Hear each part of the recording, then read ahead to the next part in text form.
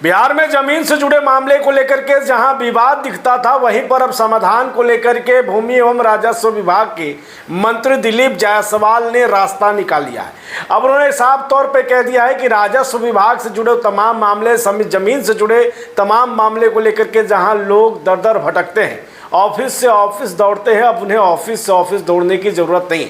उन्होंने राजस्व कर्मचारियों को बड़ी जिम्मेवारी सौंप दी है। यानी कि एक तरफ जहां उन्होंने पदभार संभालते हुए सीएम सम्राट चौधरी के नए कैबिनेट में पदभार संभालते हुए उन्होंने बड़ा फैसला लिया और साफ तौर पे ये कहा कि अब जो है जमीन रजिस्ट्री से पहले उस जमीन की पूरी कुंडली जो है वो सीईओ के यहाँ से जांच होगा, उसके बाद ही आप रजिस्ट्री कराएंगे। अब उन्होंने ताबड़तोड़ दूसरा फैसला लेते हुए कहा है कि अब तमाम राजस्व कर्मचारी जो अंचल अधिकारियों के पास बैठते थे, मीटिंग करना उनके लिए अनिवार्य होता था, अब जो है वो अपने क्षेत्र में रहेंगे, अपने हलके में रहेंगे और अपने क्षेत्र की समस्याओं का निदान करेंगे।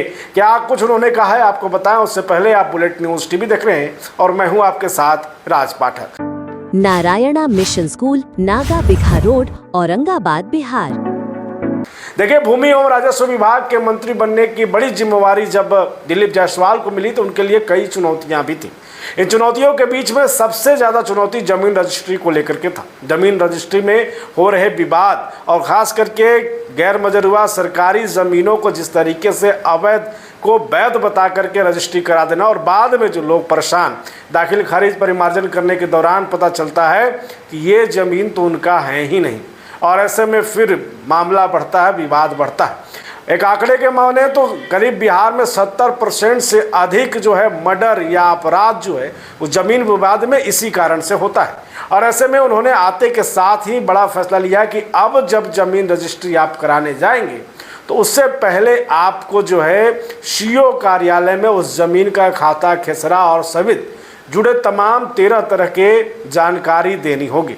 यानी कि उसका मालिकाना हक किसका है, उसका खाता क्या है, खेसरा क्या है, और ज़मीन की लगभग पूरी कुंडली जब आप सीईओ कार्यालय देंगे तो सीईओ साहब महज 10 दिनों के अंदर में उस ज़मीन के कागजात को जो है वो जांच करेंगे और जांच करने के बाद आपको बता देंगे कि ये ज़मीन सरकारी है या नहीं है, यानी ये वैध है अवैध है। अगर ये वैध है तो फिर आप उस ज़मीन की खरीदारी कर सकते हैं, यानी कि उसकी रजिस्ट्री होगी।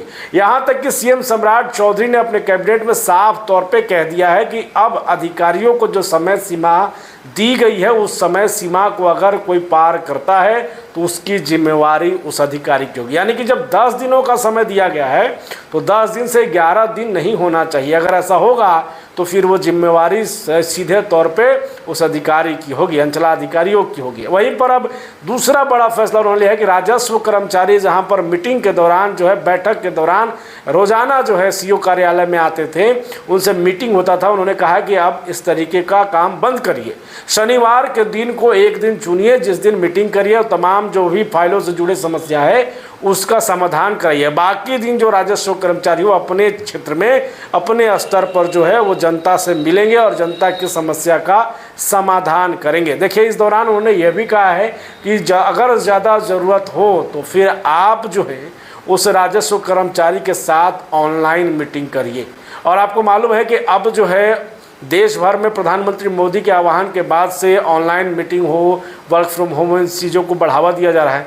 ऐसे में ये कदम भी खास करके आम जनता के लिए फ़ायदेमंद बताया जा रहा है। वहीं पर जो नई गाइडलाइन आई है ज़मीन रजिस्ट्री को लेकर के, उसमें भी कई लोगों का कहना है कि फ़िलहाल कई मामले में, खास करके चूँकि हम लोग ग्राउंड जीरो पर गए, वहाँ पर भी कई लोगों का कहना है कि ये फैसला तो सही है, लेकिन सबसे बड़ी समस्या इसमें ये आ रही है कि कई लोगों के जो ज़मीन है उनके बाप दादा के नाम पर है। तो उनका ये कहना है कि इस नई व्यवस्था के लिए चुनौतियां भी कम नहीं हैं। बिहार में आखिरी लैंड सर्वे 1970-71 में हुआ।